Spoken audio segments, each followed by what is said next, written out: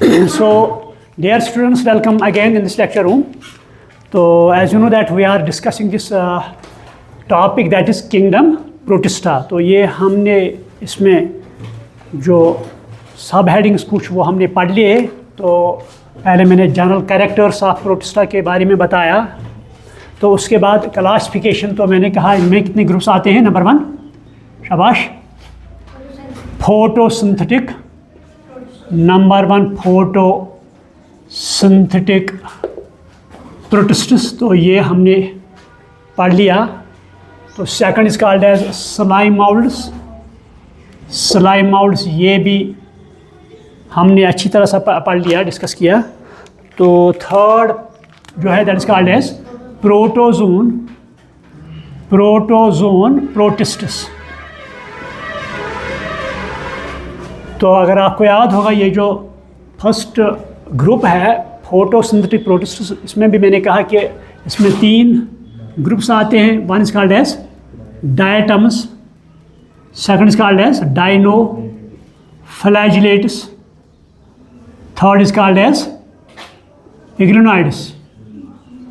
इग्लिनोइड्स.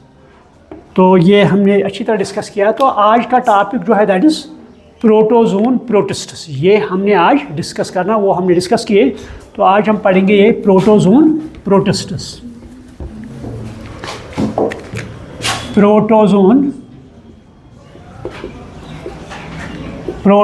प्रोटिस्टस. Protozoan अगर ये term ले लेंगे, प्रोटो मीन्स प्रिमिटिव और फर्स्ट, जोन मीन्स एनिमल. यानी यहाँ पर अगर ये टर्म ले लेंगे तो इस टर्म का मीनिंग अगर देखेंगे, प्रोटो मीन्स फर्स्ट, या आप प्रिमिटिव भी लिख सकते हैं. Primitive zone means animals, and first formed animals, or we can say primitive animals, they are called as protozoan protistus. Clear? तो जो पहले प्रोटोजोन्स बने हैं तो उनको हम कहते हैं प्रिमिटिव एनिमल्स और फर्स्ट फॉर्म एनिमल्स. तो पहले अगर देखेंगे इनके जनरल कैरेक्टर्स, क्योंकि कभी कभी एग्ज़ाम में आता है क्वेश्चन आपके बोर्ड एग्ज़ाम में, फिर आप बच्चे कहते हैं हमने पढ़ा ही नहीं है ना. तो इसलिए पहले वही हम पढ़ेंगे, what are general characters of this group protozoan protists. यहाँ पर हम लिखेंगे कैरेक्टर्स ऑफ. तो पहला कैरेक्टर अगर ले लेंगे डिफिनीशन के एतबार से, या व्हाट आर, कभी कभी ये भी आता है व्हाट आर प्रोटोजोन प्रोटिस्टस. तो इनमें हम लिखेंगे यहाँ पर दीज आर, नंबर 1 यूनिसेलुलर, ये यूनिसेलुलर होते हैं. नंबर 2 ये यूकैरियोटिक होते हैं. यूनिसेलुलर यूकैरियोटिक, एक तो यूनिसेलुलर होते हैं और यूकैरियोटिक होते हैं. Organisms are primitive organisms are animals. ठीक. तो अब अगर उनका हैबिटेट हम देखेंगे तो ये they are, number 1 free living. Number 1 they are free living, found in aquatic habitat, यानी वाटर में होते हैं कुछ. But some are as parasites. तो कुछ एक्वेटिक में होते हैं, तो एक्वेटिक में कुछ फ्रेश वाटर में होते हैं. फ्रेश वाटर में तो some are found in marine. तो some are found in moist places also, moist places. यानी हैबिटेट की बात करेंगे, they are some are free living, some are as parasites. तो जो एक्वेटिक उनका हैबिटेट है उसमें कुछ फ्रेश वाटर में पाए जाते हैं, तो कुछ मैरीन साल्टी वाटर में पाए जाते हैं. But some are in moist places, जहाँ पर मॉइस्चर हो, शेडी हो, सो दैट डैम्प लाइक से कीचड़ हम कहते हैं, वहाँ पर पाए जाते हैं. तो उसके बाद अगर इनकी हम लोकोमोशन ले लेंगे तो यहाँ पर कुछ ऑर्गेनिज्म ऐसे हैं जो मूवमेंट करते हैं from one place to another place या from one organism to another, तो यहाँ पर वो उनमें लोकोमोटरी ऑर्गन्स होते हैं. सम हैव सीडोपोडिया, यानी कुछ ऑर्गेनिज्म्स ऐसे हैं जिनमें सीडोपोडिया बनते हैं. तो अगर आपको याद होगा मैंने ये बताया, अगर यहाँ पर एग्जाम्पल ले लेंगे एमोबा, तो एमोबा में सीडोपोडिया बनता है.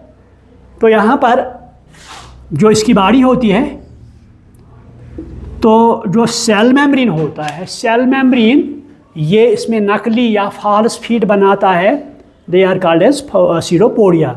तो इसमें जो साइटोप्लाज्म होता है ये मूवमेंट दिखाता है, उस मूवमेंट को हम क्या कहते हैं, साइक्लोसिस. यानी the cell membrane forms pseudopodia with the help of cyclosis, that is movement of cytoplasm. कभी कभी डिफिनीशन आ सकती है define cyclosis, movement of cytoplasm, या ऑब्जेक्ट भी आ सकता है.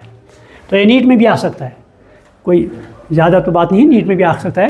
Movement of cytoplasm is called as cyclosis. तो ये सीडोपोडिया जो हैं ये इनमें दो तरह के रोल पाते हैं, इनमें प्ले करते हैं. वन इज फॉर लोकोमोशन और movement, second to capture food material. जो सीडोपोडिया एक तो इससे क्या लोकोमोशन करते हैं, तो दूसरी फंक्शन इसकी है इससे फूड मटेरियल जो है कैप्चर करते हैं. तो इसी से यहाँ पर ये सेल मेम्ब्रेन जो है अंदर की तरफ जाता है, इन्वेजिनेशन इसमें होती है. तो फूड पार्टिकल उसी के फूड वैक्यूल बनाता है, उसी फूड वैक्यूल में दाखिल होता है, that is called as phagosome also. इसे हम फैगोजोम भी कहते हैं, फैगोजोम फूड वैक्यूल. तो फिर अंदर में डाइजेस्ट होता है. तो दो तरह के रोल हैं इसमें, locomotion as well as capturing of food material. तो कुछ ऑर्गेनिज्म ऐसे हैं जिनमें सीलिया होता है, कुछ ऐसे हैं जिनमें सीलिया होता है. तो सीलिया जो है, these are small thread like structures, they are present on whole body, तो उनको हम सीलिया कहते हैं. तो ये सीलिया भी उनमें एक तो मूवमेंट यानी लोकोमोशन इसकी वजह से मूवमेंट करते हैं from one place to another place. Second thing they also help to capture food material, capture food material. ठीक, एक तो ये लोकोमोशन में रोल प्ले करते हैं, सेकंड दे हेल्प टू, क्योंकि जब ये मूवमेंट दिखाते हैं, they move in coordination, there are 1000 of this cilia on this. अगर हम एग्जांपल यहाँ पर ले लेंगे पैरामीशियम, तो ये इन्हें कोऑर्डिनेशन में मूवमेंट करते हैं. तो इस कोऑर्डिनेशन की वजह से एक तो ये लोकोमोशन करते हैं, दूसरा ये फूड मटेरियल भी ट्रैप कर सकते हैं. तो कुछ ऑर्गेनिज्म्स हैं उनमें, यानी एक में सीडोपोडिया, दूसरे में सीलिया, कुछ ऐसे जिनमें फ्लैजिला होता है, फ्लैजिला. तो फ्लैजिला ये भी थ्रेड लाइक स्ट्रक्चर होता है, मगर उसकी लेंथ सीलिया से ज़्यादा होती है. कभी कभी आपको आ सकता है question, what is difference between cilia and flagella. Cilia तो छोटा होता है साइज़ के एतबार से, लेकिन ये फ्लैजिला जो है ये लंबा होता है. तो ये फ्लैजिला कभी एक हो सकता है इसमें, कभी दो हो सकते हैं, कभी 8 भी हो सकते हैं इनमें. तो ये इसको मूवमेंट करने में मदद करता है, यानी इट हेल्प्स इन लोकोमोशन. कौन? तो कुछ ऐसे हैं जो लोकोमोशन नहीं दिखाते हैं क्योंकि उनमें ऐसे लोकोमोटरी ऑर्गन्स नहीं होते हैं. They show sedentary, but they too has to move from one place to another place, है ना. उनको एक होस्ट से दूसरे होस्ट तक जाना है, तो दे नीड कैरियर्स. आप देखो, some do not have these locomotory organs. They live as parasites.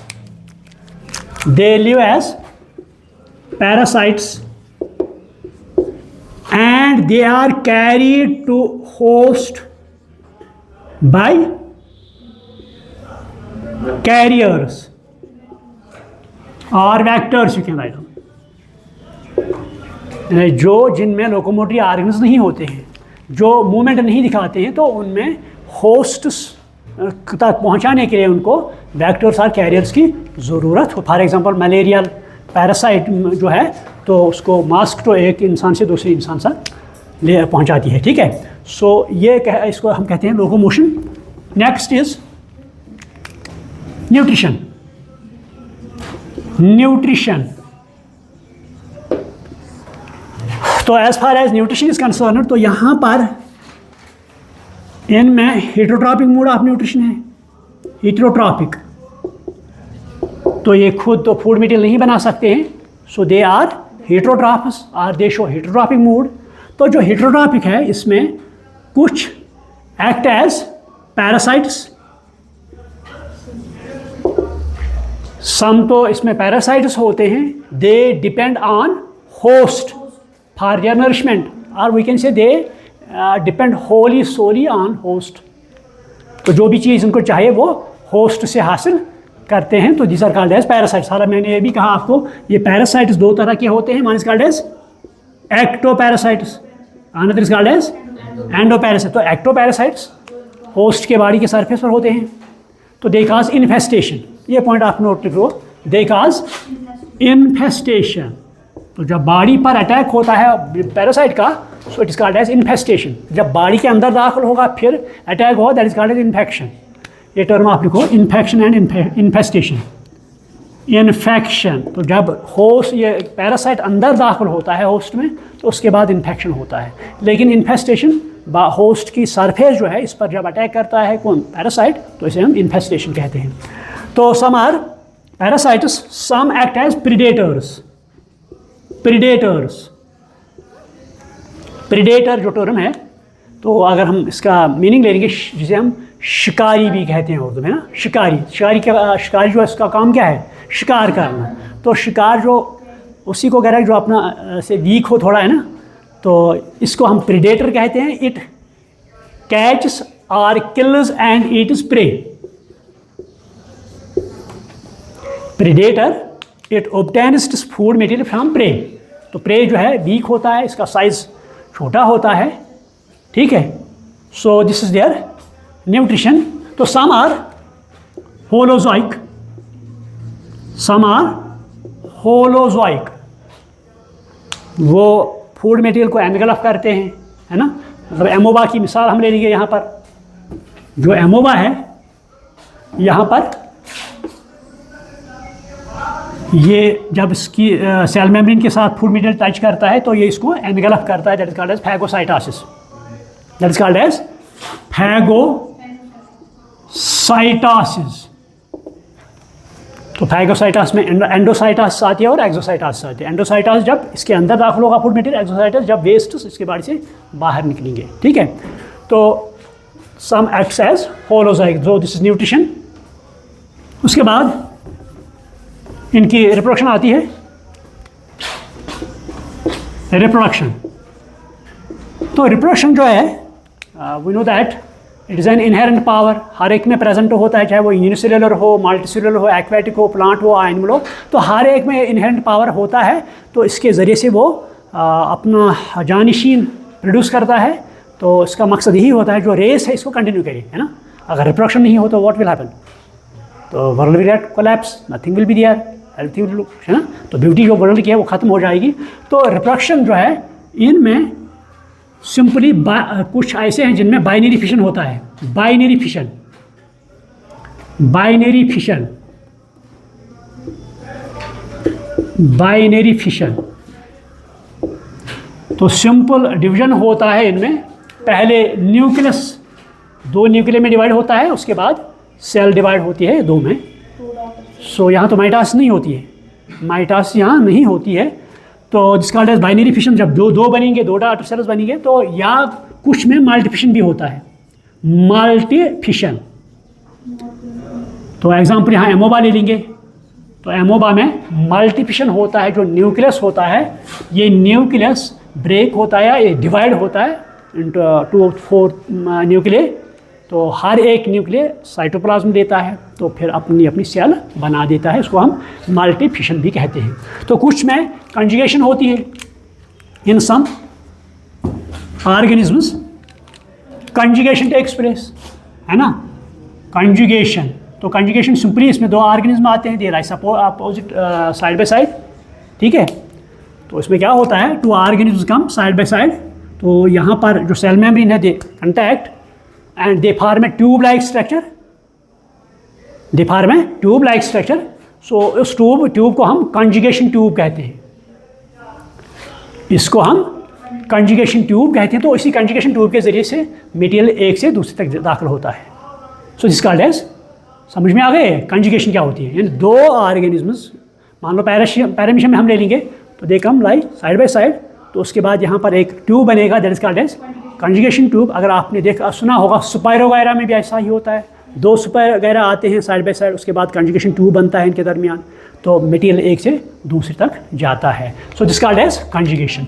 So this is called as reproduction in protozoans. तो इसके बाद क्लासिफिकेशन आती है, टाइप्स ऑफ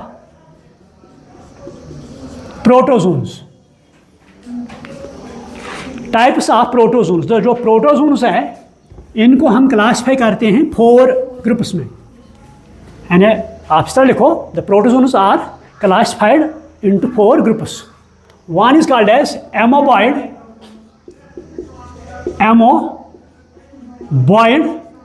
protozoans.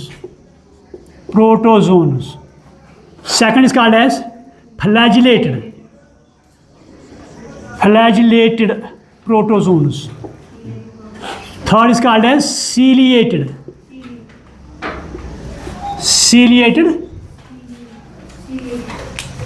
लिखो आप, ciliated protozoans. तो last one is called as sporozoans. So these are 4 types of protozoans. Number 1 क्या है? Amoeboid protozoans. नंबर 2, नंबर 3 है ciliated and last one is. तो थोड़ा बहुत अगर इनके बारे में बताएंगे. एमोबॉइड, तो इसको एक्सप्लेन करने के लिए आपको एक एग्जांपल चाहिए, दैट इज एमोबा. तो यहाँ आप एमोबा लीजिए, एमोबा. तो एमोबा यहाँ हमने डिस्कस किया है ना. तो दीज आर यूनिसेलुलर है ना, यूनिसेलुलर है. अगर आप इनके कैरेक्टर्स देखिए, दीज आर यूनिसेलुलर है, यूकैरियोटिक है, फ्री लिविंग है. इनमें ये फ्री लिविंग है. तो they are found in aquatic conditions है ना, aquatic condition. Some are found in moist places. तो इस एमोबा में अगर देखेंगे reproduction, that is binary fission and multifission. ये हमने डिस्कस किया, ज़्यादा डिस्कस करने की ज़रूरत ही नहीं. तो second is called as flagellated. तो जो एमोबा है यहाँ पर ये लेबॉर्ट्री में एक्सपेरिमेंटल पर्पज़ के लिए इस्तेमाल होता है. तो यहाँ पर फ्लैजिलेटेड, तो कुछ ऑर्गेनिज्म ऐसे हैं जिनमें फ्लैजिला होता है. फॉर एग्जांपल यहाँ पर ले ली. हाँ, एक बात तो यहाँ भूल गया मैं, प्रोटोजोन एंटोमोबा. एग्जाम्पल यहाँ आप एनसीईआरटी में दी गई है ना, आपकी एनसीईआरटी में दी गई एंटोमोबा.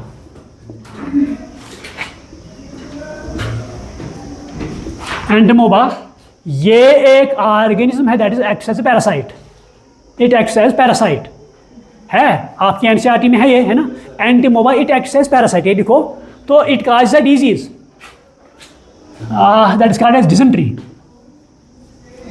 डिसेंट्री. ये पैरासाइट एक्ट करता है एंड काज अ डिसेंट्री. इसमें डायरिया ज़्यादा होता है, वाटर लॉस होता है बॉडी से. ठीक, तो ये क्योंकि आपकी एनसीईआरटी में दी गई है इसलिए हमें बताना भूल ही गया. आप ये नोट कर लो एंटोमोबा. तो फ्लैजिलेटेड जो है यहाँ पर इनको एक्सप्लेन करने के लिए हम आपकी एनसीईआरटी से एग्जाम्पल ले लेंगे. Trypanosoma, TRYP, trypanosoma, SOMA, trypanosoma. तो ट्रिप्नोसोमा इसमें सिंगल फ्लैजिला होता है. तो ये पैरासाइट्स होते हैं, पैरासाइट्स. ये trypanosoma it is a parasite and it causes a disease that is called a sleeping sickness disease. ये आप लिखो. ये तो एंट्रेंस में भी आ सकता है, आपके नीट में भी आ सकता है क्वेश्चन, यार आपके बोर्ड में भी आ सकता है. It causes sleeping sickness. तो नींद की बीमारी है, नींद में प्रॉब्लम होती है, that is called as sleeping sickness. तो ये पैरासाइट्स होते हैं. ठीक, तो उसके बाद इनको, हालांकि ये फ्लैजिलेटेड है, इनको हम फ्लैजिलेटा भी कहते हैं. इस ग्रुप को हम फ्लैजिलेटा भी कहते हैं. This group is also called as flagellata. This amoeboid is also sarcodina, also called as sarcodina. This called as flagellata. तो जो थर्ड वन है सीलिएटेड, उनको हम सीलिएटा ग्रुप कहते हैं, सीलिएटा ग्रुप। तो जाहिर सी बात है यहाँ पर cilia is present, that is why they are called as ciliated. तो जिस तरह एमोबा में क्या होता है, सीरोपोडिया, एमोबा में होता है सीरोपोडिया, जो हमने डिस्कस किया। तो तभी हम यहाँ पर एग्जांपल लेते हैं। तो this are called as flagellated, इनमें फ्लैजिला होता है एज ए लोकोमोटरी आर्गन, ठीक। तो नेक्स्ट इज सीलिएटेड, तो सीलिएटा ग्रुप आता है। इसमें आप एग्जांपल कौन सा ले लेंगे, शाबाश, पैरामीशियम। यहाँ पर आप ले लो पैरामीशियम। तो ये ग्रुप जो है कौन सा, सीलिएटेड प्रोटोजोन जो है, इनमें इनकी बॉडी जब होती है, मान लो यहाँ पर ये बॉडी है, ये पैरामीशियम, तो इसके होल बॉडी पर क्या होते हैं, सीलिया होते हैं ना, सीलिया होते हैं यहाँ पर। तो दीज आर, आप ये पॉइंट नोट कर लो, दीज आर एडवांस्ड ग्रुप, यार दिस इज एडवांस्ड ग्रुप। जो 3 ग्रुप आगे हैं ना, उनसे ये भी ऑब्जेक्टिव आ सकता है। ये ग्रुप जो है ciliates, these are advanced than other 3 ग्रुप्स। जो बाकी 3 ग्रुप्स हैं उनसे एडवांस्ड होते हैं। तो इनमें यहाँ पर एंटीरियर साइड जो है, यहाँ पर एक ओपनिंग होती है, that is mouth, so that is called as gullet, that is called as gullet. यानी एंटीरियर साइड जो है, इसके बॉडी के एंटीरियर साइड में एक ओपनिंग होती है, that is called as mouth, तो जहाँ से फूड लेता है, गैलेट कहते हैं, या उसे साइटोस्टोम भी कहते हैं, it's also called as cytostome, CYTOSTOM, cytostome. कुछ बुक्स हैं जहाँ पर ये लिखा है साइटोस्टोम, आप माउथ कहेंगे इसे, आप गैलेट कहेंगे इसे, आप साइटोस्टोम भी कहेंगे, साइटोस्टोम। तो ये सीलिया जो है ये बीट करते हैं कोऑर्डिनेशन मैनर। तो एक तो ये इसको चलने में मदद करते हैं, लोकोमोशन में मदद करते हैं। सेकंड, तो जब ये बीट करते हैं तो जो फूड मिनरल यहाँ होता है ना, वो ट्रैप होता है, तो फिर इस मुंह के ज़रिए वो अंदर दाखिल होता है, ठीक। तो इसे हम सीलिएटेड, ठीक है। तो third one is called as sporozoan. तो this also called as sporozoa. तो इनमें मोस्टली दे आर पैरासाइट्स।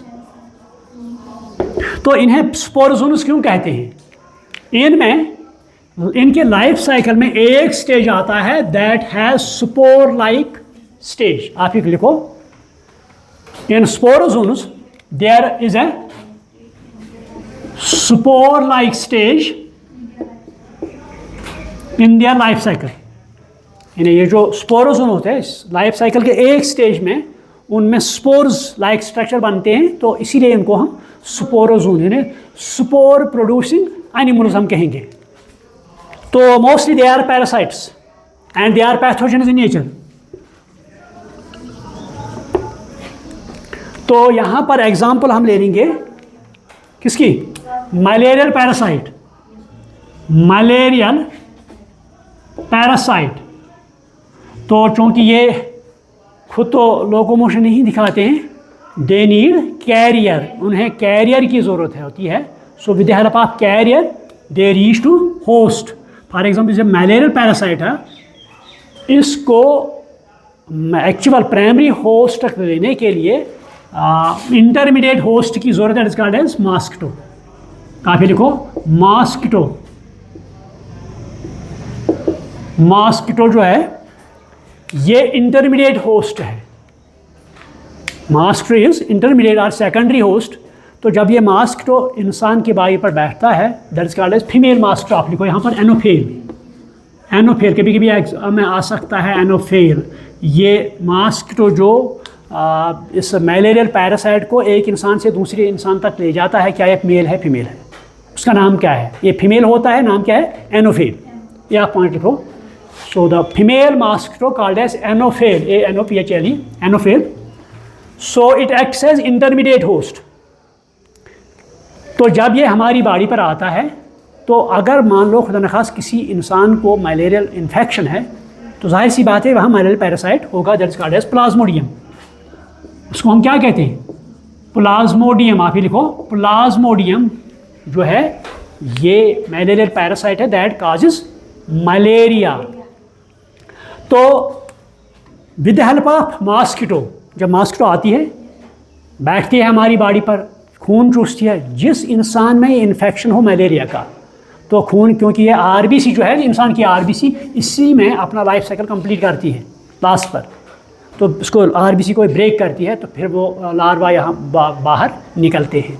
तो क्योंकि ये खून चूसती है, तो उस खून के साथ ये प्लाज्मोडियम होता है, तो इसके बाद ये किसके, जो मॉस्किटो होता है, इसके गट में चला जाता है ये पैरासाइट, तो वहाँ पर फर्दर डेवलपमेंट करता है। तो फिर यही मॉस्किटो जब दूसरे इंसान को खून चूसने के लिए जाती है, तो वहाँ पर जब ये अपनी सो बीक उसमें डालती है ना, तो इसके स्लेवा में ये होता है, जिसमें जो मॉस्किटो है उसके स्लेवा में ये प्लाज्मोडियम प्रेजेंट होता है। तो चूँकि स्लेवा ये लिक्विड है, तो जब बीक अंदर जाती है स्किन के अंदर, तो स्लेवा भी जाता है इंसान के स्किन में, तो जाहिर सी बात है उसमें क्या होंगे, प्लाज्मोडियम होगा, तो ये भी इंसान के जिस्म में चला जाता है एंड काजेज मलेरिया। तो इसको हम इंटरमीडिएट होस्ट कहते हैं। तो ये मलेरिया, ये जो मॉस्किटो है, ये भी खून चूसता है हमारा, है ना, तो क्या हम इसको पैरासाइट कहेंगे?